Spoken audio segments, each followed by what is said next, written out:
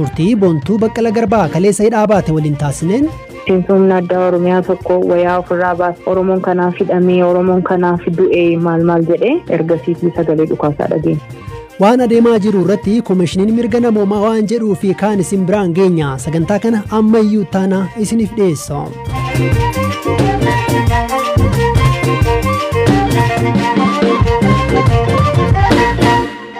Guyyaa irraa hawaasni Oromoo biyya UK bakkeewwan garaagaraa irraa dhufan waajjira muummee BBC fuuldura deemuun mootummaa morman hiriira har'aa irratti ergaa kan dabarsan hayyuun seenaa Dr. Ittaanaa Habtee cunqursaa fi dhiittaa mirgaa Itoophiyaa keessa jiran jedhan mormuuf hiriira kabaan BBCtti himaniiru. Maanchister irraa sa'aatii 4 ofuun Londanitti mormii ba'uu kan himu Xahaa Labuu waajjira ministeera muummee Boris Johnson fuuldurallee dhaqanii mormuu dubbata.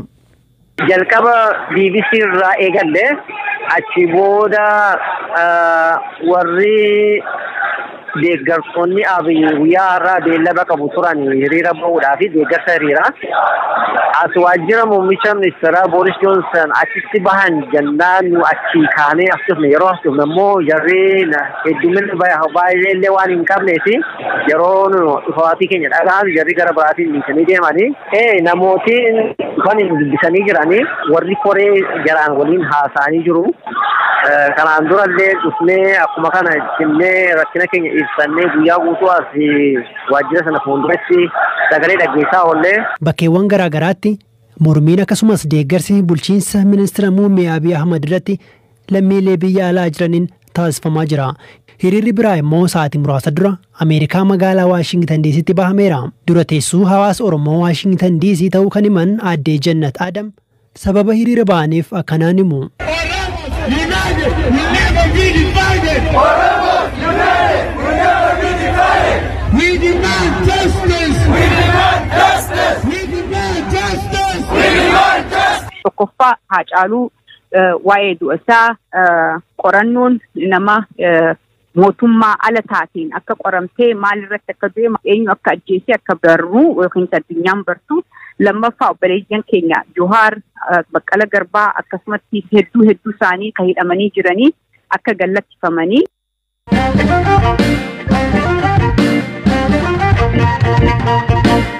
Ajjeechaa Haacaaluu Hundeessaa hordofee namoonni 180 caalan Oromiyaa fi Finfinneetti yoo du'an qabeenyi hedduus manca'eera.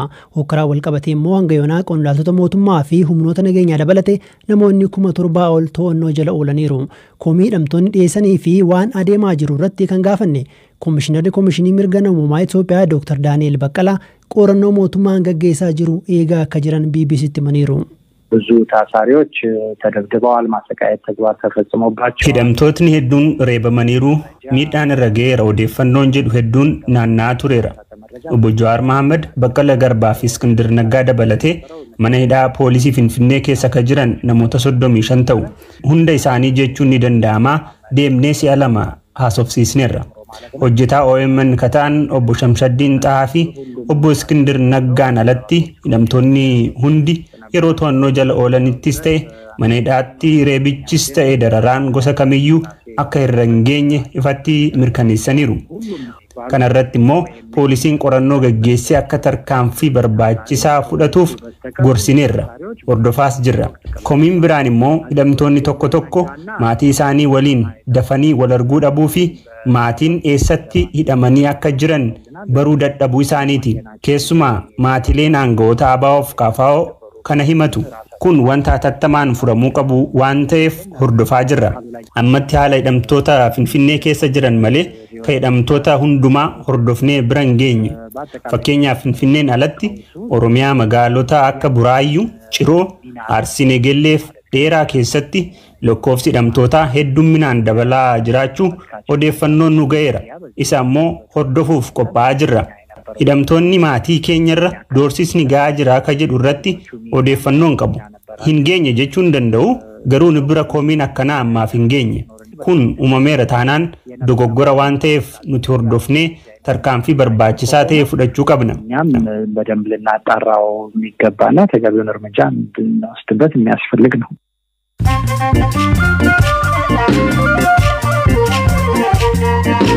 Dhaggeeffattoota keenya oduuwwan gaggabaabseen isinitti himaa kanneen hokkara oofan jedhan irraa uummanni akka ofirraa qolatu ministeerri muummee Abiy Ahmed waamicha dhiyeessan ibsa waajjirri isaanii baaseen lammiilee waltumsuun kanneen miidhaman akka gargaaran mootummaanis akka isaan deeggaru dhaaman. Namoonni 13 koronaa vaayirasiin du'u ministeerri fayyaa ibse namni manaa guyyaa tokkotti Itoophiyaatti yoo du'u kun kan jalqabaati. Qorannoo guyyaa tokkoon immoo namoota 344 irratti vaayirasichi argameera. Kanneen yuunivarsiitii Dambidollootti barattoota ugguran jedhaman shororkeessummaan himatamuu gabaafame. EBC'n akka gabaasetti kanneen kanaan shakkaman 17 yoo ta'an dhimmi isaanii har'a mana murtiitti dhiyaateera.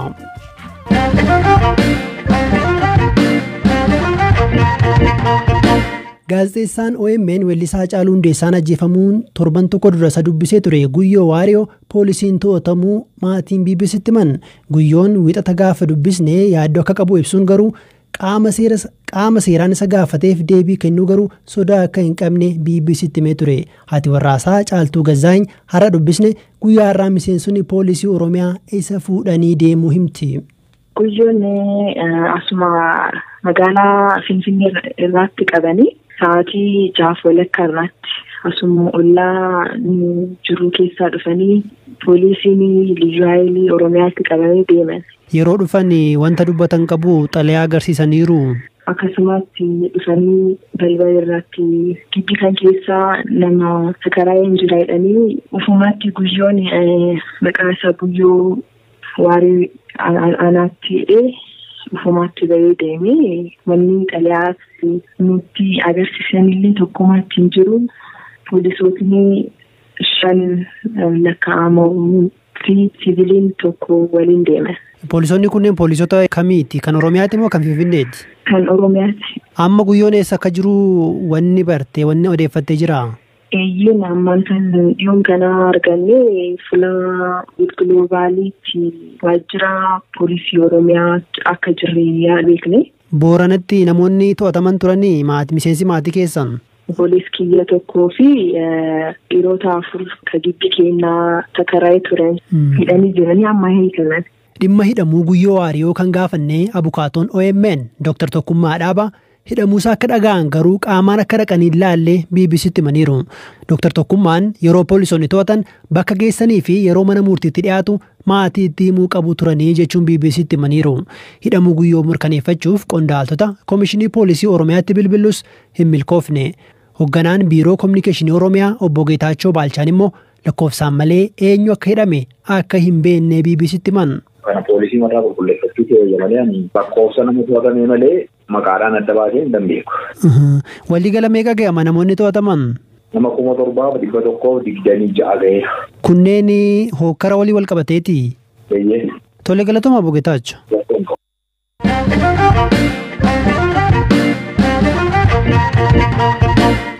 Ajjeechaa Haacaaluu Hundeessaa hordofee waldura dhaabbannaa bakka awwaalchi raawwatuun walqabatee fi kaaniin shakkamuun hooggantoonni paartilee mormituu giddugala aadaa Oromootti to'annoo jala ooluun isaanii ni yaadatama.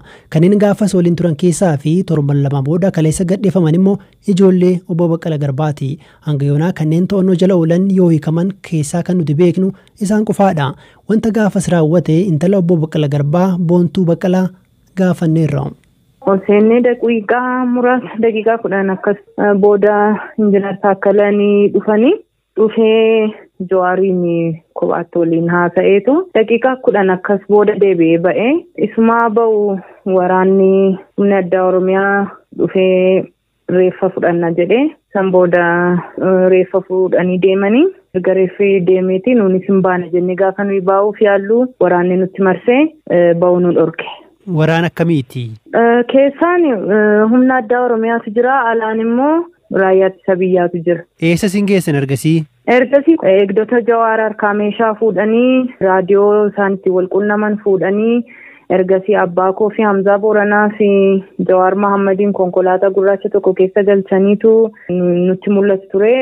Nu biraa fageessanii garuu mooraa sana keessaa hin baane. Karaan hin mul'ata, karaa bitaas karaa mirgaas yeroo isaan bahan hin argine nuyi. Kana jechuun mooraa keessa turanii jechuudha. Mooraa sana keessaa hin baane malee fuudhanii deemaniiru. Isaan nu biran turre. Gaafa isaaniin fuudhanii deeman namni miira keessa galee namni baay'een hin boo'ee Keessaa'uu gurbaan humna addaa miseensa humna addaa Oromiyaa tokko wayaa ofirraa baasee ay Oromoon kanaaf hidhamee Oromoon kanaaf du'ee maal jedhee ergasiitii sagalee dhukaasaa dhageenya. Amma maali yaadi koo amma eegdota Jawaarraa dhukaafameen akka poolisiin humna addaa tokko ajjeefameettidha kan himannaan irratti dhiyaataa jiru qondaaltota paartiilee mormituu irratti tarii yeroo dhukaasni sun dhaga'amu sana ati waan achi turteef sirraas xiqqoo fagaatanii meeshaa hiikkatanii turanii eegdonni Jawaar. Jalqaba osoo Jawaar fa'aa fuudhanii hin deemin dura hiikkatanii jarri kun nuunis dhuunfaadhaan nu sakatta'anii ergasii booda erga isaanii fuudhanii deemaniiti yeroo sana dhukaasni kan dhaga'ame malee isaanis meeshaa hiikkatanii turan. Achiin ture wanti an arge kana. Namoota sadan kana fudhatanii booda nu konkolaataa keenyatti marsanii akka nuyi sochoone godhanii kana gidduutti dhukaasa dhageenye gaanui. Dhukaasa dhageenye namni baqachuu maal jalqabee ergasii poolisiin tokko du'uu dhageenye jechuudha. Achuma dallaama sana keessa? Mooraama keessatti du'e. Ergasii booda maaltu ta'e?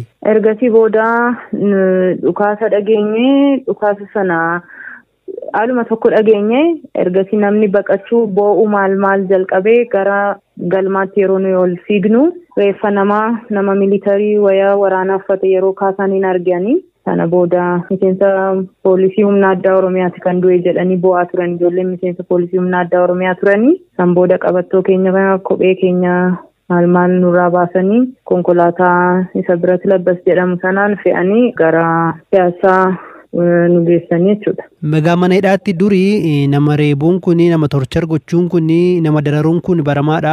Tii wanta ajabde qabdaa? Dhuunfaan wanti narra ga'e hin jiru garuu maatii koo wajjin wal argaan turre wal argu yeroo jedhu harmeen koon dhufti nyaata natti kennitee deemti. Haasa'uun hin danda'amu. Kana mana murtiitti himeen ture ajaja kenninaa jedhe manni murtii garuu ajaja sana immoo hin fudhatan warri mana hidhaa. Gaafa guyyaa sadaffaa nagaa ol gaafachuu dandeessanaan jedhanii.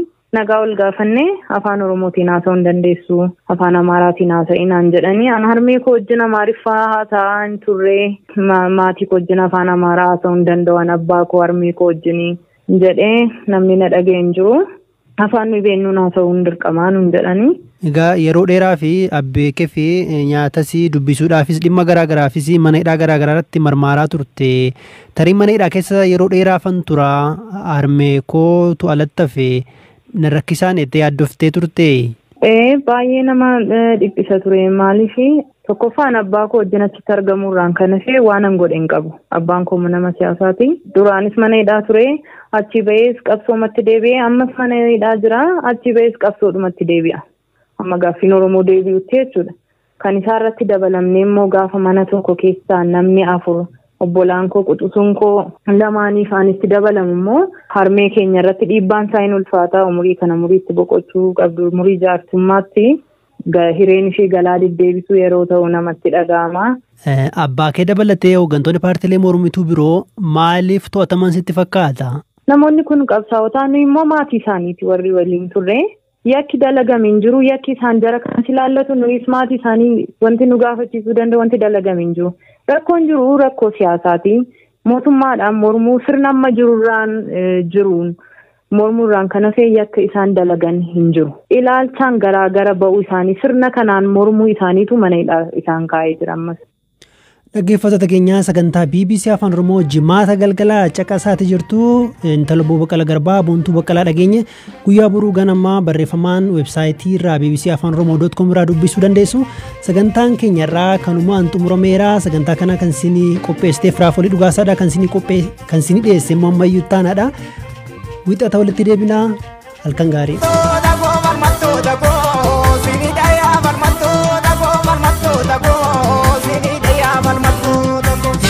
Yodua male mana idati na bani balmatto dago ibar bukirtu gago asikin kabu manida rimnin jiru te sumnin jiru da